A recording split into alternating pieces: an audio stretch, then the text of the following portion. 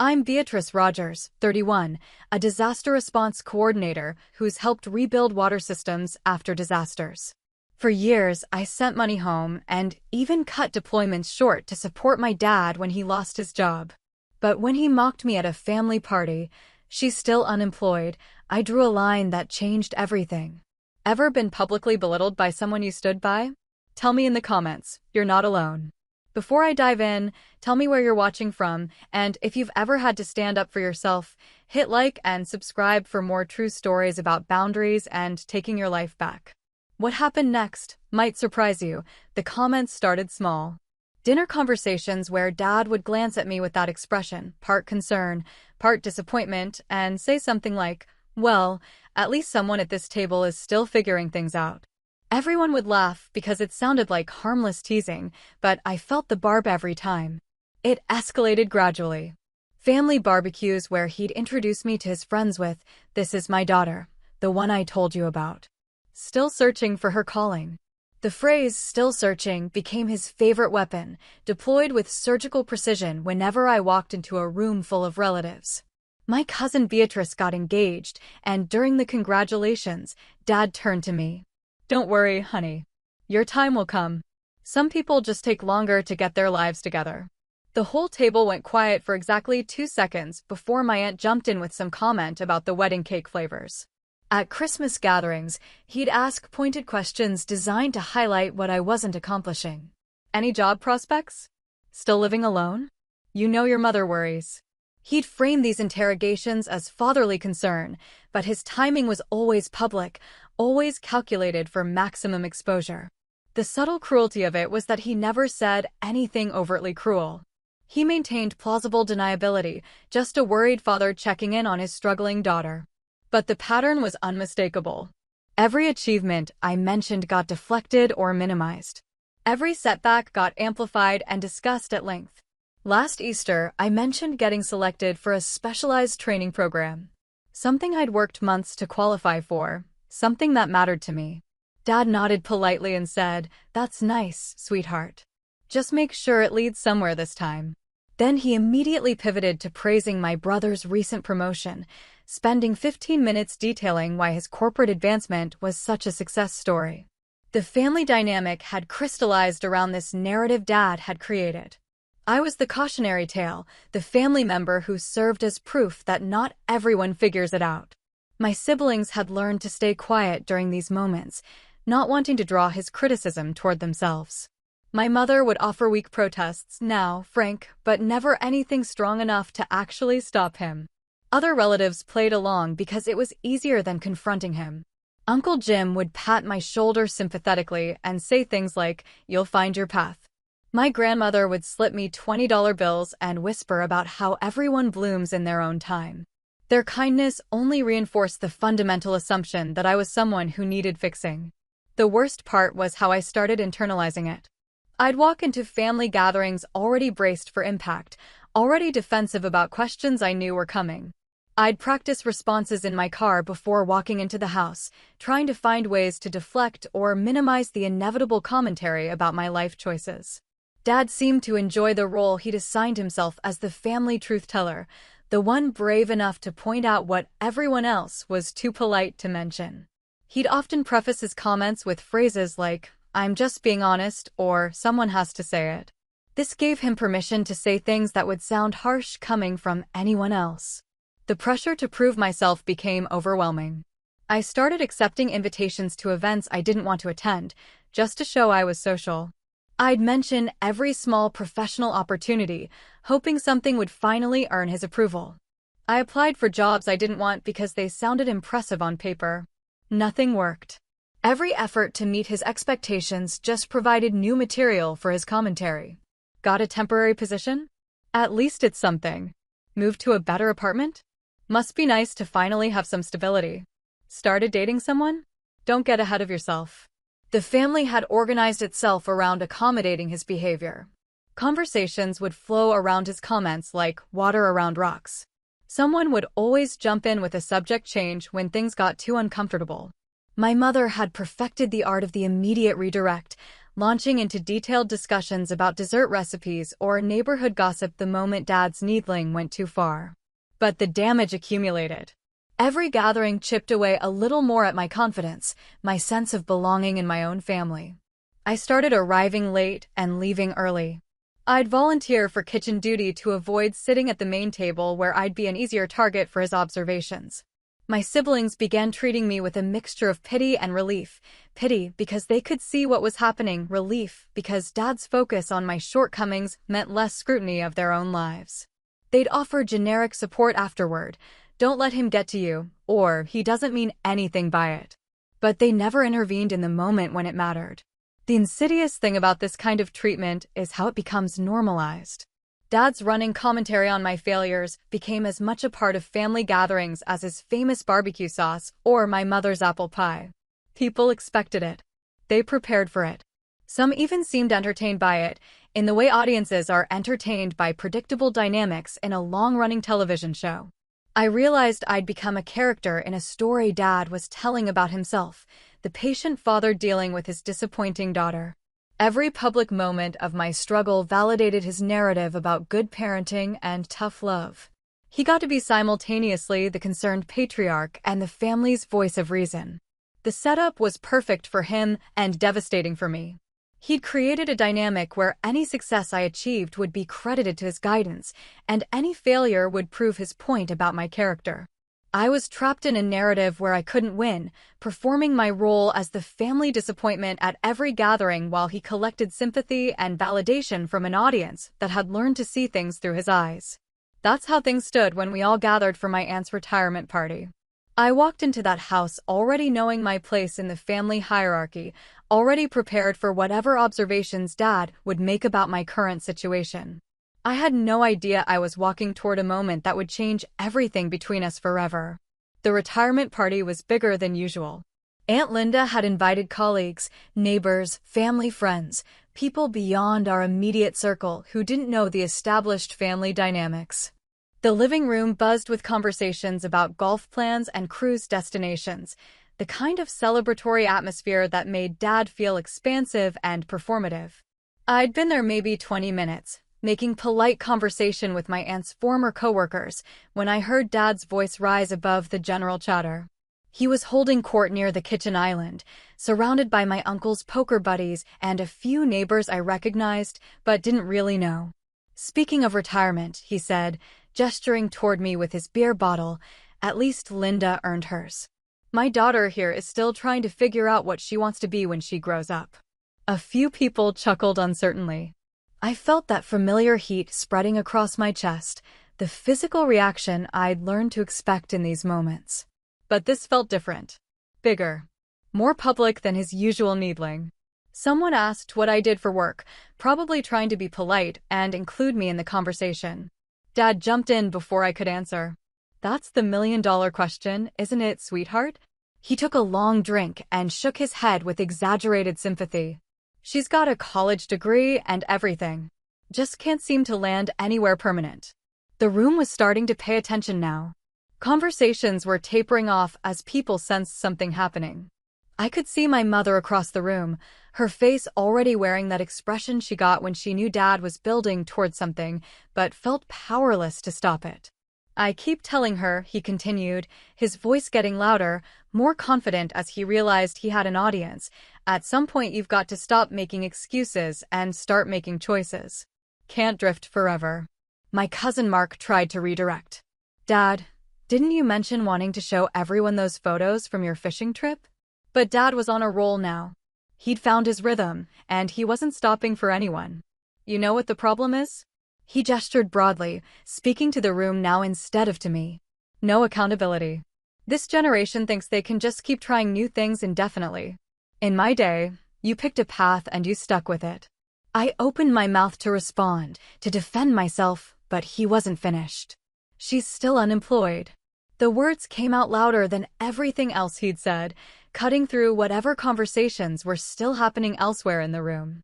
He started laughing, not the uncomfortable chuckle he usually deployed, but real laughter, as if he'd just delivered a perfect punchline. The room went completely quiet. I stood there feeling like every eye was on me, waiting for my response, watching to see how I'd handle being publicly labeled a failure by my own father. Some people looked embarrassed for me. Others seemed uncomfortable witnessing this family dynamic playing out in such a public setting. A few were clearly waiting to see what would happen next, entertained by the drama. "She's still unemployed," he repeated, still chuckling, inviting others to join him in finding my situation amusing. That's when I understood something that had been building for years, but had never crystallized until this moment. This wasn't about concern for my future or tough love or any of the justifications he'd been using. This was about him needing an audience for his performance as the long-suffering father of a disappointment. He'd orchestrated this moment deliberately. He'd waited until the room was full, until he had people who didn't know me, who would take his word about who I was and what I represented. He'd turned my life into entertainment for his audience. I felt something shift inside me, something that had been bending under the weight of his criticism for years. It didn't break, it hardened, crystallized into something sharp and clear and completely focused. "Actually," I said, loud enough for the room to hear, "I'm not unemployed." He blinked, surprised that I was pushing back instead of absorbing the blow silently like usual. "I've been working," I continued. "Just not in ways you understand or value." But even as I said it, I knew it didn't matter. The damage was done. He'd gotten what he wanted, the chance to publicly define me as a failure in front of an audience that would remember his version of the story long after they forgot anything I might say in response. The conversations gradually resumed, but the energy in the room had changed. I'd been marked, labeled, categorized. In the span of 30 seconds, Dad had managed to reduce everything I was trying to accomplish to a punchline about unemployment and drift. I stayed for another hour because leaving immediately would have felt like confirming his narrative. But I moved through the rest of the party like I was underwater, going through the motions of socializing while something much more significant shifted beneath the surface. Growing up, Dad was my hero. Not in some idealized childhood way, but genuinely, he was the parent who showed up to school events, who taught me to change a tire, who stayed up late helping me with science projects that were obviously beyond my capabilities. When I was 8 and announced I wanted to be a firefighter, he bought me a toy helmet and told everyone at the grocery store about his daughter who was going to save people for a living. When I switched to wanting to be a doctor at 10, he started pointing out ambulances on the road and explaining what the paramedics were probably doing. He encouraged big dreams. "Don't settle for ordinary," he'd tell me. "You're capable of more than that." Throughout high school, when I excelled academically, he'd beam with pride at parent-teacher conferences. My guidance counselor once told him I had unlimited potential, and he repeated that phrase for months afterward. He kept a folder of my report cards and honor roll certificates in his desk drawer. The problem started in college when my interests shifted towards service-oriented work. I wanted to join programs that would let me work in crisis zones, disaster relief, emergency response, fields where the compensation was minimal, but the impact was immediate and meaningful. "That's noble," he'd say, "but how will you support yourself?" After graduation, I took a position with an organization that deployed people to areas hit by natural disasters. The work was unpredictable, sometimes dangerous, always poorly paid. I'd be gone for months at a time, living in temporary housing, working 18-hour days helping communities rebuild. Dad never understood it. "You're wasting your education," he'd say. "You could be making real money with your skills." But the work mattered to me in ways I couldn't explain to him. When a hurricane devastated a coastal town, I was part of the team that coordinated emergency shelter for displaced families. When an earthquake destroyed water systems in remote areas, I helped establish temporary infrastructure that kept people alive until permanent repairs could be made. I tried to share these experiences with him to help him understand why I'd chosen this path. I'd call from temporary command centers and try to describe the satisfaction of solving complex logistical problems under pressure, of being part of something that genuinely helped people in crisis. "That's nice, honey," he'd say, "but what's your plan for the long term?" The disconnect became a wedge between us. He saw my work as an extended phase, something I'd eventually grow out of once I got serious about my future. I saw it as the most meaningful thing I'd ever done, work that aligned perfectly with the values he'd taught me about service and helping others. During my deployments, I'd send updates about the projects I was working on. I'd email photos of schools we'd helped rebuild, water systems we'd restored, communities that were functioning again because of coordinated relief efforts. His responses were always brief and focused on when I'd be coming home. The irony was that everything I was doing reflected the principles he'd instilled in me as a child. He'd raised me to believe that helping others was the highest calling, that using your abilities to serve something bigger than yourself was what gave life meaning. But somewhere along the way, his definition of success had narrowed. It wasn't enough anymore to be doing important work. It had to be prestigious work, well-compensated work that looked impressive when he described it to his friends. I'd supported him through his own difficult period when he lost his job 3 years ago. I'd sent money from my emergency fund, had called every week to check on his mental state, had even cut short a deployment to come home when Mom said he was struggling with depression. "You don't have to do that," he'd said when I handed him the check to help cover their mortgage payment. But he'd taken it, and he'd seemed genuinely grateful. That's what made his public humiliation so much worse. I'd proven my loyalty to him repeatedly, had prioritized his well-being even when it cost me professionally. I'd defended his parenting to relatives who questioned why he was so hard on me. I'd absorbed his criticism without pushing back because I thought it came from a place of love. But standing in Aunt Linda's living room, watching him turn my life into a joke for his audience, I finally understood that his disapproval wasn't about my choices. It was about his need to be right, to be the authority figure whose judgment everyone respected. He didn't see me as his daughter anymore. He saw me as evidence of his failure as a parent, and he needed to distance himself from that failure by making it entirely my fault. Every public criticism was him trying to rewrite our story so that my unconventional path reflected my deficiencies rather than his inability to understand what I valued. The saddest part was that I'd spent years trying to bridge this gap, trying to help him see that my work was meaningful even if it wasn't conventional. I'd been hoping for understanding, maybe even pride. Instead, I'd given him ammunition he could use to diminish me in front of anyone who would listen. I left the party without saying goodbye to him. I hugged Aunt Linda, kissed my mother's cheek, and walked out to my car while he was still holding court by the kitchen island, probably moving on to some other topic now that he'd gotten his entertainment value from my humiliation. The drive home was a blur of streetlights and replayed conversations. I kept hearing his voice saying she's still unemployed and the laughter that followed. I kept seeing the faces in that room, some sympathetic, some entertained, all of them now carrying his version of who I was. By the time I reached my apartment, the humiliation had crystallized into something else. Clarity, maybe? Or just exhaustion from years of trying to earn respect from someone who had no intention of giving it. My phone started buzzing almost immediately. Text from my mother, "Don't take it personally, honey. He's been stressed about work." Text from cousin Beatrice, "That was really awkward. Are you okay?" Text from my sister, "Dad didn't mean anything by it. You know how he gets at parties."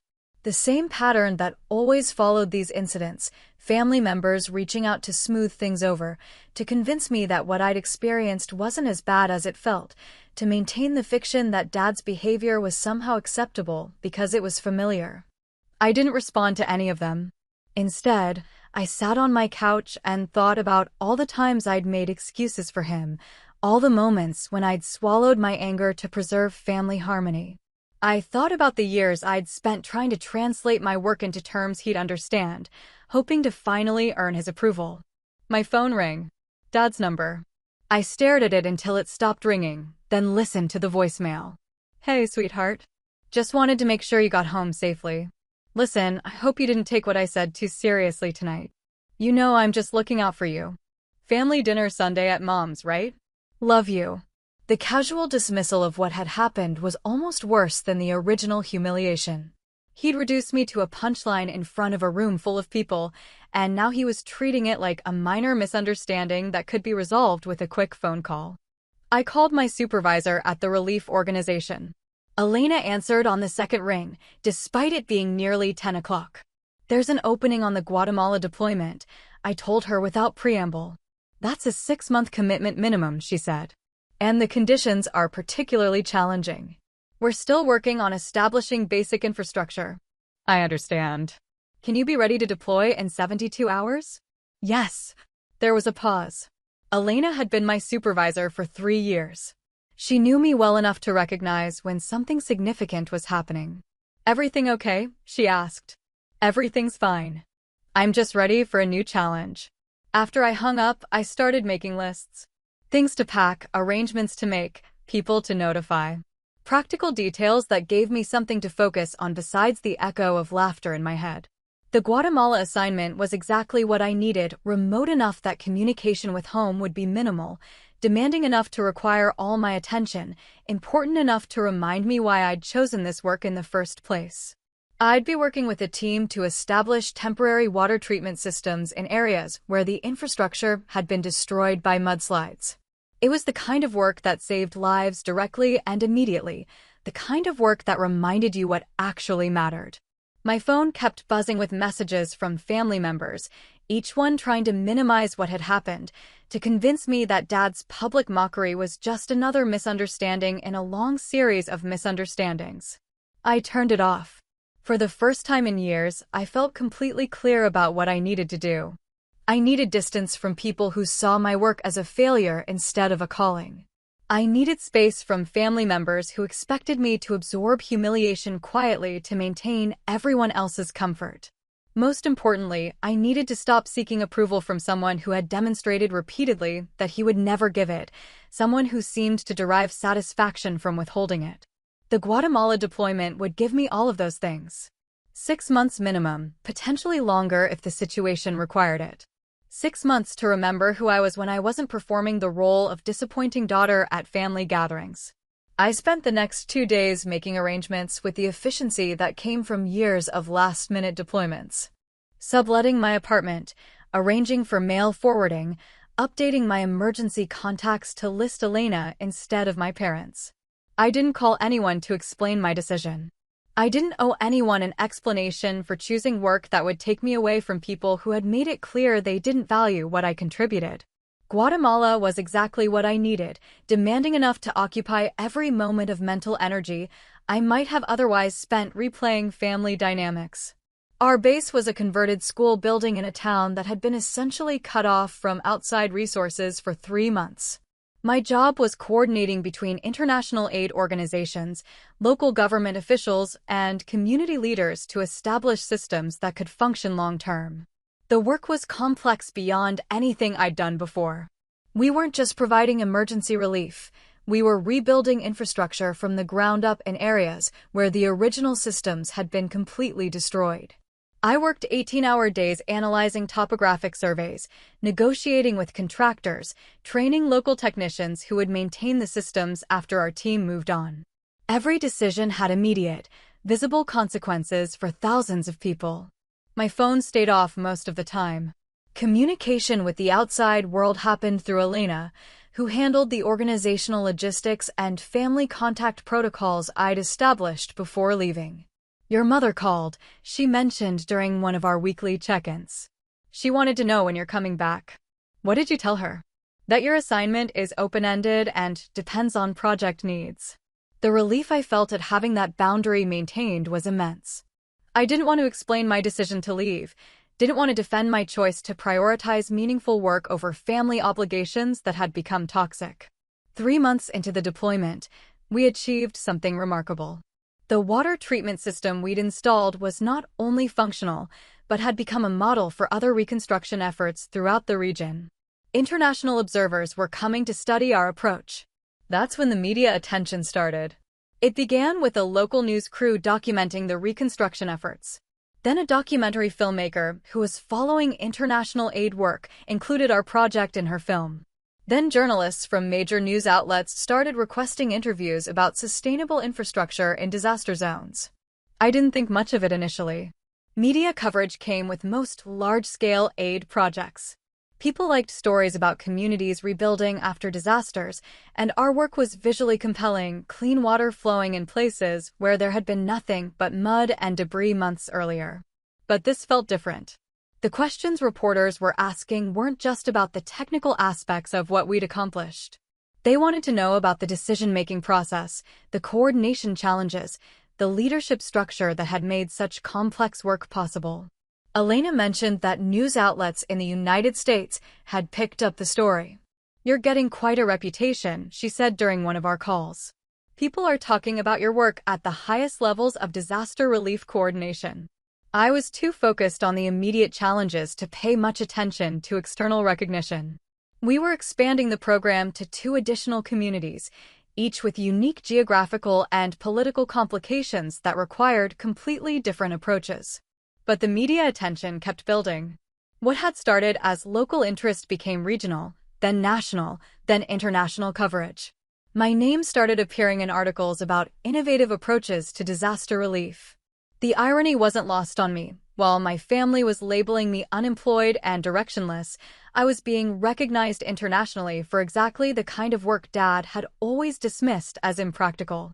My phone finally rang with a call I couldn't ignore. Elena's voice was different, more formal than usual. "There's been a development," she said. "CNN wants to do a feature story about the Guatemala project. They're calling it a breakthrough in sustainable aid delivery. They can interview the whole team," I said. "This wasn't a solo effort. They specifically want to focus on your role in coordinating the multi-organizational response. Apparently, some policy experts are calling your approach revolutionary." The word revolutionary felt foreign applied to work I'd been doing in various forms for years. But Elena explained that the combination of technical innovation, community involvement, and long-term sustainability planning we'd implemented was being studied by aid organizations worldwide. That's when she mentioned the timing of the broadcast. "It's going to air this Sunday during their international news segment." Sunday.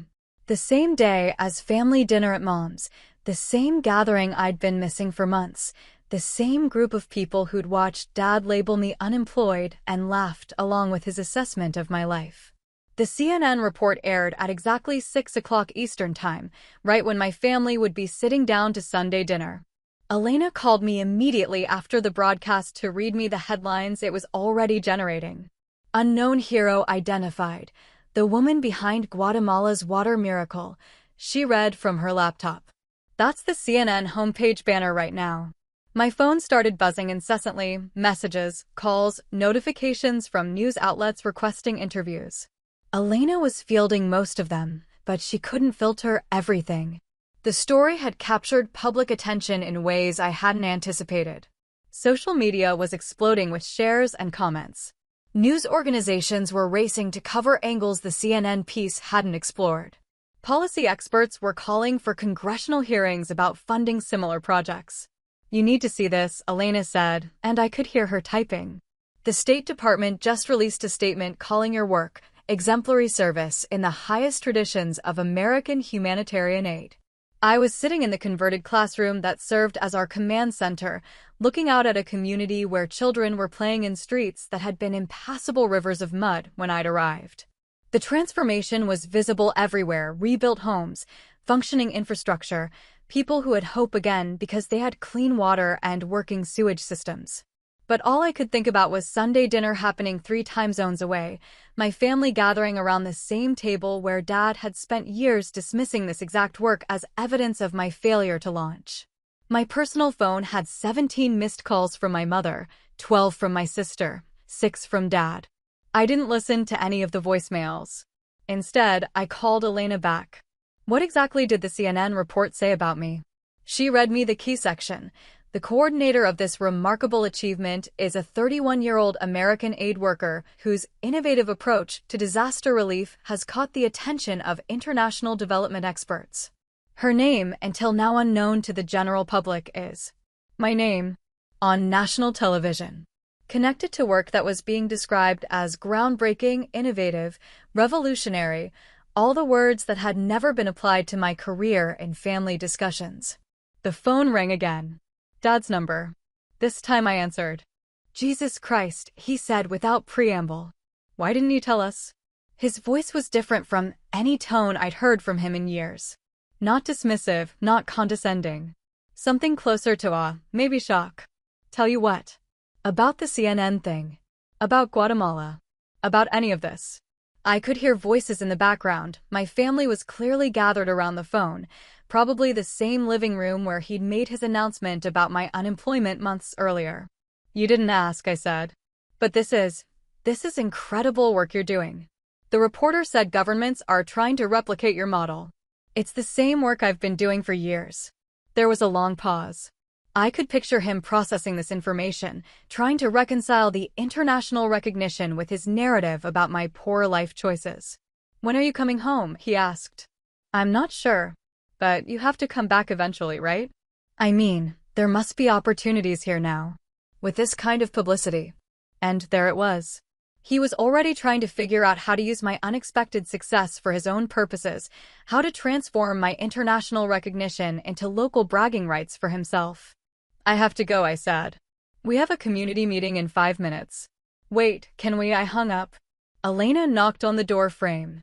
The president of Guatemala wants to meet with you tomorrow. Also, the UN Development Program is requesting a briefing about replicating this model in West Africa. I looked out the window again at the children playing in the street, at the water pumps that were functioning because we'd designed systems that could be maintained locally, at the community that existed because complex technical problems had been solved through careful coordination and sustained effort. This was my life. This was my work. This had always been my work. The difference was that now the world was paying attention. I extended my deployment twice, ultimately staying in Guatemala for 10 months. The work kept expanding, additional communities requesting similar infrastructure development, other organizations wanting to study our methods, government officials from multiple countries visiting to observe our approach. When I finally returned to the United States, I was a different person than the one who had left. Not because of the media attention or professional recognition, but because I'd spent almost a year working without the constant background noise of family judgment. I'd forgotten what it felt like to be seen for my capabilities rather than my deficiencies, to have my expertise valued rather than questioned, to be part of conversations where my contributions were welcomed rather than tolerated. Dad tried to reach out several times during those final months. Phone calls, emails, messages through my mother. Each communication followed the same pattern, attempts to minimize the previous tension, efforts to claim some credit for my success, invitations to family events where he could show me off to the same people who had witnessed my humiliation. I didn't respond to any of them. The person who had sought his approval for so many years felt like someone I used to know, someone whose priorities I could remember but no longer shared. The work had reminded me who I was when I wasn't performing the role of disappointing daughter. My flight home landed on a Tuesday afternoon. Elena picked me up from the airport, and we drove straight to the organization's headquarters for debriefings that would determine future assignments. There's significant interest in having you lead a multi-country program in Southeast Asia, she told me as we walked through the building. It would be a 2-year commitment, but the scope is unlike anything we've attempted. Tell me about it. The proposal was ambitious beyond anything I'd imagined, coordinating disaster preparedness infrastructure across 6 countries, working with governments, international organizations, and local communities to establish systems that could respond to natural disasters before they became humanitarian crises. It's preventive rather than reactive, Elena explained. Building capacity before disasters strike instead of responding afterward. The scope was daunting, but the potential impact was enormous. Successfully implemented, the program could prevent the kind of devastation I'd spent years helping communities recover from. When would it start? 6 weeks. Just enough time for you to handle personal business and complete the transition planning. Personal business. The phrase felt foreign. My apartment had been sublet successfully. My possessions fit into 2 suitcases and a storage unit. I didn't have personal business in the conventional sense. What I had were relationships that needed resolution, family dynamics that needed clear boundaries, and a decision to make about what kind of contact I wanted with people who had spent years making it clear they didn't understand or value what I contributed to the world. My mother called that evening, before I'd even unpacked. "You're back," she said, relief evident in her voice. "When can we see you?" "I'm leaving again in 6 weeks. Silence. Then, leaving for where? Southeast Asia. It's a long-term assignment. How long-term? 2 years minimum. Another pause. I could hear Dad in the background asking her questions, trying to understand his side of the conversation. "Don't you think," she said carefully, "that it might be time to consider settling down? After all this success, surely there are opportunities here now." The same assumption that had always frustrated me, that my work was something I'd eventually outgrow, a phase I'd move past once I got serious about building a real life. Even now, with international recognition and career opportunities that exceeded anything I'd imagined, they still saw my choices as temporary, my path as something that needed correcting. "This is settling down," I said. "This is my career. But what about family? What about finding someone, having children of your own? What about the families I'm helping by doing work that prevents disasters from destroying their communities?" She couldn't understand that prevention of suffering was just as meaningful as creation of new life, that serving communities I'd never meet was just as valuable as serving relatives who had made it clear my contributions weren't welcome. "Your father wants to talk to you," she said finally. "I'm sure he does. He's very proud of what you accomplished." "Is he proud of the work, or proud that other people finally recognize it?" She didn't answer, which was an answer in itself. "I need to go," I said. "I have calls to make about the next assignment." The final conversation happened 3 days before I was scheduled to leave for Thailand, where I'd be establishing the program's coordinating headquarters. Dad showed up at my apartment without calling first. I opened the door to find him standing in the hallway holding a newspaper with my picture on the front page, a follow-up story about the Guatemala project that had run in the local paper. "Can we talk?" he asked. I let him in but didn't offer coffee or suggest we sit down. He looked around the mostly empty apartment, taking in the sparse furnishings and packed boxes that represented the extent of my accumulated possessions. "I brought this for you," he said, holding out the newspaper. "Thought you might want a copy." "I have copies." He set it on the counter and looked at me directly for the first time since arriving. "I owe you an apology," he said. "For which part?" "For not understanding what you were doing. For not supporting your choices. For making jokes at your expense. For making jokes in front of other people," I corrected. "That's what this is about. Not the years of private disappointment, but the public humiliation." He was quiet for a long moment. "You're right," he said. "That was wrong." "Yes, it was. But I don't understand why you won't let me make it right." "Because you don't want to make it right. You want to make it go away. You want to pretend it didn't happen so you can be proud of me now that other people are proud of me." His face flushed. "That's not fair. Isn't it? Where was your pride when I was doing this same work without recognition? Where was your support when I was making choices you couldn't understand, but that were clearly meaningful to me? I was worried about you. No, you were embarrassed by me. There's a difference." He sat down heavily on my couch, suddenly looking older than I'd ever seen him. "Maybe you're right," he said quietly.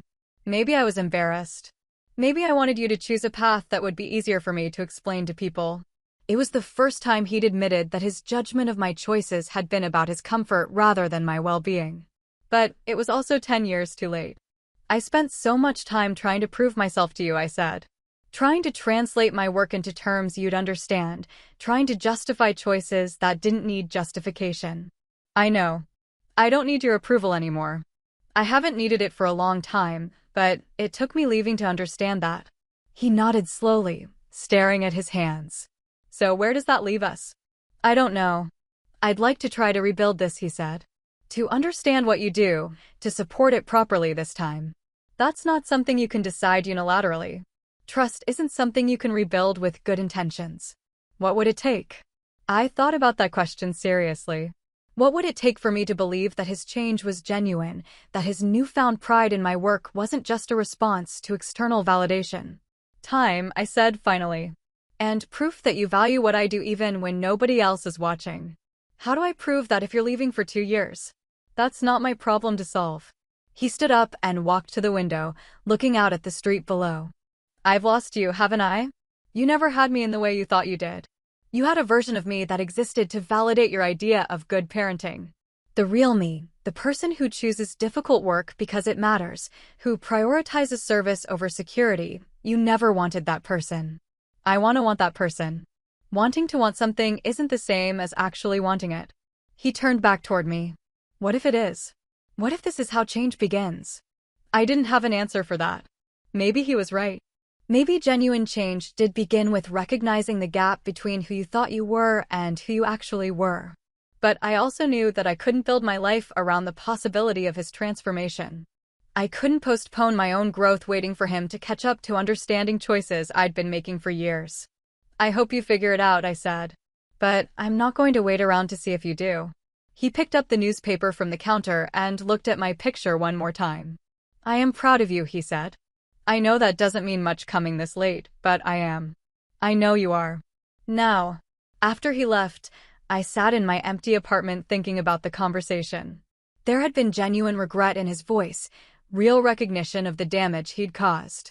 But there had also been an expectation that acknowledgement alone would be enough to reset our relationship. Some wounds healed with time and good intentions. Others required fundamental changes in the dynamics that had caused them. Ours fell into the second category. The flight to Bangkok departed on a Friday morning. I'd said goodbye to my mother and siblings earlier in the week, conversations that were emotional but straightforward. They understood my work now, even if they didn't fully understand my choice to prioritize it over family proximity. Dad didn't come to the airport. I was relieved. The Southeast Asia program launched with a coordination meeting that brought together representatives from 6 governments, for international organizations, and dozens of local community groups. The scope was overwhelming, designing disaster preparedness systems for a region where typhoons, earthquakes, tsunamis, and flooding created constant threats to millions of people. But the work was exactly what I'd hoped it would be. Complex, meaningful, challenging in ways that required every skill I'd developed over years of crisis response. 18 months into the program, we achieved something unprecedented. Early warning systems that actually worked, evacuation procedures that communities could implement independently, infrastructure that could withstand natural disasters that would have been catastrophic under previous conditions. When Typhoon Maria hit the Philippines, communities we'd worked with evacuated efficiently and completely. 0 casualties in areas where similar storms had previously killed thousands. Infrastructure remained functional, recovery time was measured in weeks instead of years. The success generated international attention again, but this time I was prepared for it. Media interviews became part of the job, opportunities to advocate for preventive approaches to disaster relief and sustainable development funding. During one of these interviews, a reporter asked about my family's reaction to my career success. They're learning to understand what I do, I said. It's been a process for all of us. It was a diplomatic answer that avoided the more complicated truth that I'd built a meaningful life by stopping the pursuit of approval from people who had never been capable of giving it. That sometimes the healthiest thing you could do for a relationship was to stop needing it to be something it wasn't.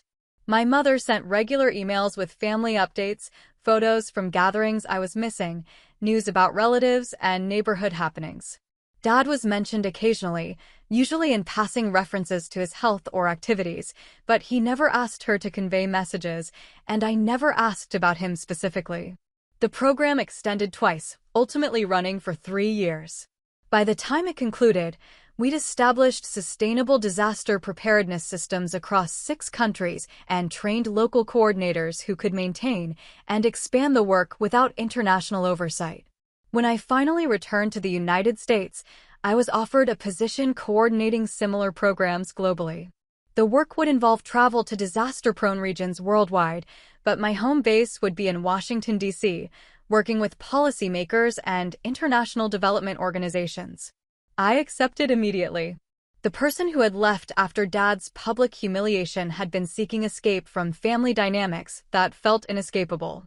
The person who returned had built a career around work that saved lives, had been recognized internationally for innovation in humanitarian aid, had created systems that would prevent suffering for generations. I'd stopped needing validation from people who had never understood what I valued. I'd found validation in the work itself, in communities that had clean water because of coordination I'd provided, in families who had survived disasters because of early warning systems I'd helped design. The career I'd built wasn't a response to his disapproval anymore. It was simply the career I'd chosen because it aligned with what I believed mattered most. 6 months after returning, I received an invitation to speak at a congressional hearing about international disaster preparedness funding. My testimony would influence policy decisions that would affect humanitarian aid programs worldwide. I called my mother to let her know about the hearing, mostly because I knew she'd see it on C-SPAN and worry if she didn't understand why I was testifying before Congress. "Your father will want to watch," she said. "That's fine. He asks about you, you know. He follows the news stories about your work." "Okay. I think he'd like to hear from you directly." "I'm sure he would. Would you consider calling him?" I thought about it seriously. 3 years had passed since our last conversation. He'd had time to process what I'd told him about trust and change. He'd had time to demonstrate whether his understanding of my work had developed beyond pride in external recognition. "Has he changed?" I asked. "What do you mean? Does he talk about my work differently now? Does he understand why I make the choices I make?" She was quiet for a moment. "He brags about you to his friends." That's not what I asked. I don't know how to answer what you asked. That was answer enough. He learned to be proud of my success, but pride wasn't the same as understanding, and understanding wasn't the same as respect for choices that didn't align with his priorities. "I need to go," I said. "I have preparation to do for the hearing. Will you think about calling him?" "I'll think about it." But I already knew I wouldn't. Some relationships could be repaired with time and effort. Others needed to be accepted for what they were rather than transformed into what you wished they could be. I'd built a life that no longer required his approval, no longer needed him to understand my choices, no longer depended on his validation of my worth. That life was full of meaningful work, supportive colleagues, and communities around the world where my contributions had made lasting differences. The person who had once desperately wanted her father's pride had been replaced by someone who had found pride in work that mattered, recognition from people who understood its value, and satisfaction that came from aligning choices with convictions rather than seeking approval from others. That transformation wasn't revenge in any conventional sense. It was something better. It was freedom. The congressional hearing took place on a Tuesday morning in October. I sat at the witness table in a room I'd only seen in news footage, looking out at senators who would decide funding levels for international disaster relief programs that affected millions of people worldwide. My testimony lasted 45 minutes. I presented data about prevention costs versus response costs, shared case studies from communities where early intervention had prevented catastrophic losses, outlined policy recommendations that could save both lives and money on scales that were difficult to comprehend. Senator Williams from Texas asked pointed questions about accountability measures. Senator Chin from California wanted specifics about replicating successful programs in different geographical contexts. Senator Rodriguez from Florida focused on hurricane preparedness applications for coastal communities. These were serious people asking serious questions about work I'd spent years developing expertise in. The conversation was substantive, focused, productive in ways that reminded me why I'd chosen this career path originally. During the lunch break, I checked my phone and found 17 missed calls from my mother. "I saw you on C-SPAN," she said when I called back. "You were incredible up there." "Thank you. Your father watched too. He called me afterward and said he finally understood what you've been doing all these years." I felt that familiar wariness that came whenever Dad's sudden comprehension was mentioned. "What did he say exactly?" "That watching you explain your work to senators made him realize how important it really is. How much expertise you've developed. How wrong he was about your choices."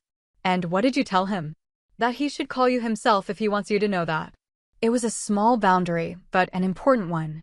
She'd stopped serving as the intermediary for communications he was too proud or too uncertain to initiate directly. "Has he?" I asked. "Has he what?" "Called me himself." "Not yet." The afternoon session focused on budget allocations and implementation timelines. By the time the hearing concluded, I was exhausted but satisfied. The senators had demonstrated genuine understanding of the issues, asked informed questions, seemed genuinely committed to funding programs that could prevent humanitarian crises rather than just responding to them. Outside the Capitol building, I was approached by a woman in her 50s who introduced herself as Maria Santos, a reporter for The Washington Post. "I've been following your work since the Guatemala coverage," she said. I'm working on a piece about career paths and international development. Would you be willing to talk about how you got into this field? We arranged to meet the following week at a coffee shop near my office. The interview was supposed to last an hour, but stretched to nearly 3 as she asked detailed questions about the trajectory from college idealism to practical expertise, from family resistance to international recognition. What would you tell young people who want to do similar work but are getting pushback from family about career stability? She asked near the end of our conversation. I thought about that question seriously. It was the question I wish someone had answered for me 10 years earlier. That meaning and security aren't opposites, I said finally. That doing work you believe in doesn't mean accepting instability or poverty. But it might mean accepting that some people won't understand your choices, even people whose opinions matter to you. Including family? Especially family, sometimes. The people closest to you often have the strongest opinions about who they think you should be. The article ran 2 weeks later under the headline, Building Bridges: How One Aid Worker Turned Family Disappointment into Global Impact. It was a thoughtful piece that focused on the professional development aspects of my career rather than the personal family dynamics, but it did include the quote about meaning and security. My mother called the day it was published. That was a beautiful article, she said. Very respectful. I was pleased with how it turned out. Your father read it too. I waited for her to continue, but she didn't elaborate. And? He said it helped him understand some things he hadn't understood before. Such as, about why you made the choices you made. About what you were trying to accomplish. It was progress, I supposed. Understanding was better than dismissal, even if it had taken international recognition and a newspaper article to achieve it. 3 months later, I received an unexpected email. The subject line was simply from Dad. I stared at it for several minutes before opening it. Dear Beatrice, it began, using the formal tone he'd always employed for serious written communication. I've been thinking about our last conversation for 3 years now. About what you said about trust and proof. I think I finally understand what you meant. The email continued for several paragraphs. He acknowledged specific incidents of undermining my choices, recognized the pattern of public criticism, admitted that his disapproval had been about his own insecurities rather than genuine concern for my well-being. I can't undo the damage I caused, he wrote. But I want you to know that I've been following your work closely, not because other people recognize it now, but because I'm trying to educate myself about what you actually do. I've read articles about disaster preparedness, watched documentaries about humanitarian aid, even attended a lecture at the community college about international development. That detail surprised me. Dad attending a lecture about international development seemed as unlikely as him taking up ballet. I'm not asking for forgiveness, the email concluded. I'm not asking you to come home or call me or pretend the past didn't happen. I just wanted you to know that I understand now why you made the choices you made, and I respect those choices. I should have respected them years ago. I read the email 3 times before closing my laptop. The next morning, I drafted a response. Dad, I wrote. Thank you for the email. I appreciate you taking the time to educate yourself about my work. That means more to me than you probably realize. I paused there, uncertain how much more to say. The email represented genuine effort on his part, a willingness to admit error and take concrete steps toward understanding. But it also came years after the damage had been done, years after I'd learned to build my life without his approval. I'm not ready to rebuild our relationship, I continued. But I'm glad you're working to understand what I do and why I do it. That's a good start. I sent it before I could second-guess the decision. His response came within hours. That's fair. I'll keep working on understanding. I love you. It was the most honest exchange we'd had in years, maybe ever. Not a reconciliation, not a resolution, but an acknowledgement of where we actually stood rather than where we pretended to stand. 6 months later, I was offered a position as Director of International Disaster Preparedness for the United Nations. It would mean relocating to Geneva, overseeing programs across multiple continents, working at the highest levels of international policy. I accepted immediately. The night before my departure, my mother called to say goodbye. Your father wanted me to tell you something, she said. He said to tell you he's proud of the work you're doing, not because other people recognize it, but because it saves lives. He said he finally understands that's what matters. Did he say that, or are you interpreting what he said? Those were his exact words. It was a small victory, perhaps meaningless in the larger context of our relationship. But it represented something I'd waited years to hear, acknowledgement that the value of my work wasn't determined by external recognition, that saving lives was sufficient justification for choices that had never made sense to him before. "Thank you for telling me that," I said. "Are you happy?" she asked suddenly. "What do you mean?" "With your life. With your choices. Are you happy?" I looked around my apartment, mostly packed again, ready for another international move, another challenging assignment, another opportunity to do work that mattered on scales I was still learning to comprehend. "Yes," I said. "I'm exactly where I want to be." And for the first time in my adult life, that answer had nothing to do with anyone else's approval. Geneva proved to be everything I'd hoped for professionally and nothing I'd expected personally. The work was more complex than anything I'd managed before, coordinating disaster preparedness initiatives across 43 countries, managing budgets that exceeded some nations' GDP, working with heads of state who called me directly when crises threatened their populations. But the city itself felt surprisingly lonely. Not because I lacked colleagues or professional relationships, but because success at this level came with a kind of isolation I hadn't anticipated. Few people understood the scope of what I managed daily, the weight of decisions that affected millions of lives, the constant awareness that systems I designed were the difference between survival and catastrophe for communities I'd never visit. My apartment overlooked Lake Geneva, with views of the Alps that never stopped being breathtaking. But I found myself working 16-hour days not because the job required it, but because work had become the only context where I felt fully understood, fully valued for exactly who I was. 8 months into the position, I received an unexpected visitor. Elena appeared at my office door on a Tuesday afternoon, grinning like she had a secret. "Surprise audit from headquarters," she announced, settling into the chair across from my desk. "You didn't fly to Geneva to audit my programs." "Correct. I flew to Geneva to convince you to come back to field work."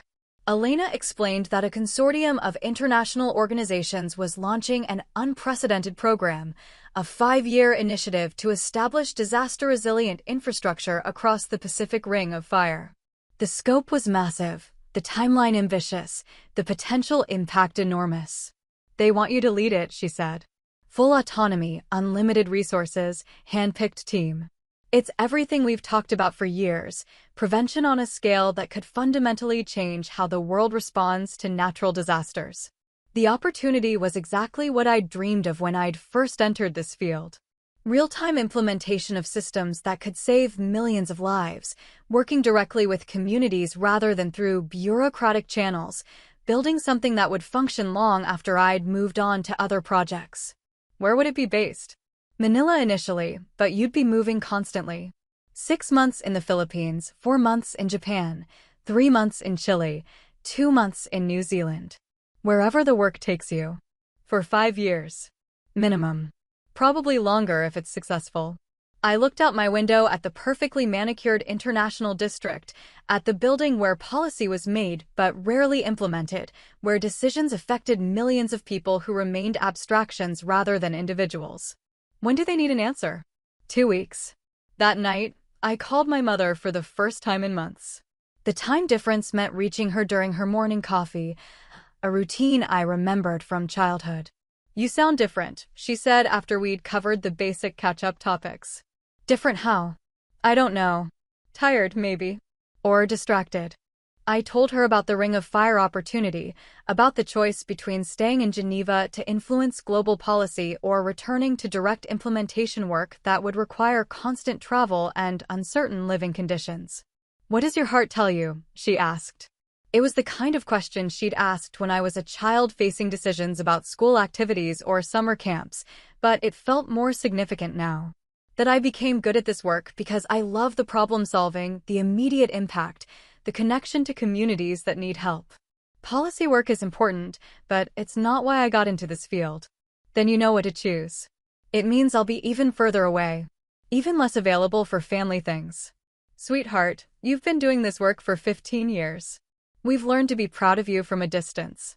After we hung up, I sat on my balcony looking out at the lake and thinking about paths not taken. I could stay in Geneva, build a career around influence and policy, eventually become one of those senior officials who shaped international development strategy from conference rooms and corner offices.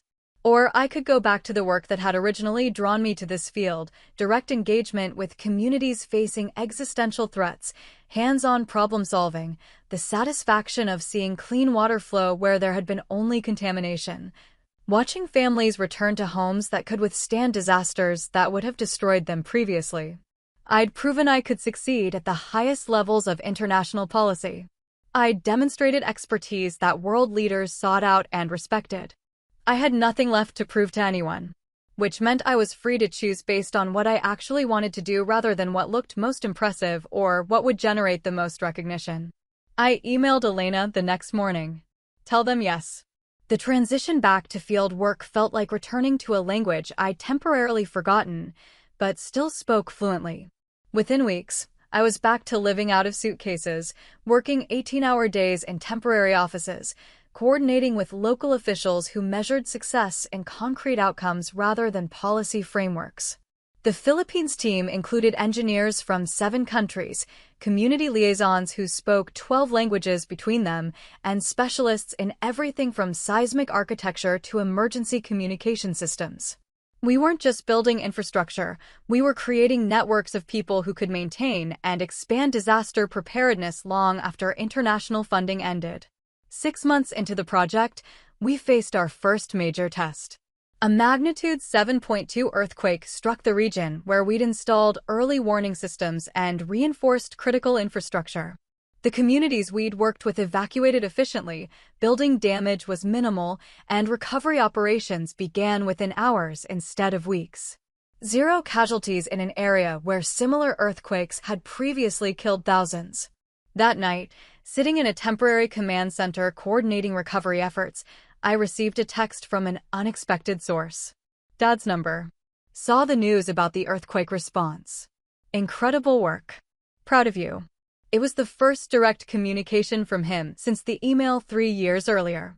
Simple, straightforward, focused on the work itself rather than his own feelings about it. I stared at the message for several minutes before responding. Thank you. The team did amazing work. His reply came immediately. You led that team. Take the credit. It was a small exchange, but it represented something significant: acknowledgement of my leadership, encouragement to own my achievements, recognition that success belonged to me rather than to circumstances or luck.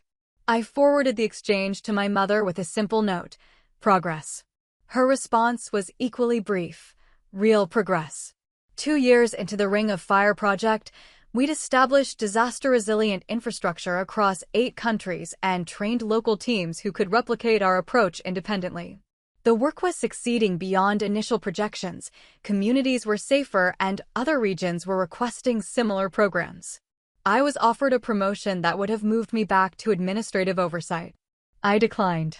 Why? Elena asked during one of our quarterly check-ins. Because this is exactly where I want to be.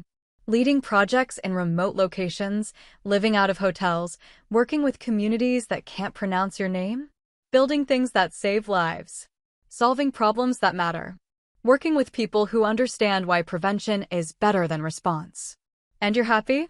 It was the same question my mother had asked before I'd left for Geneva, but the answer felt different now. I'm useful, I said. I'm doing work that aligns with everything I believe matters.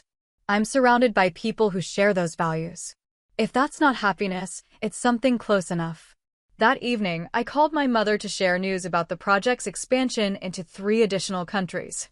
Your father asks about your work all the time now, she mentioned near the end of our conversation. What does he ask? Technical questions mostly. He's been reading about earthquake engineering and tsunami warning systems. He wanted to know how the early warning networks actually function.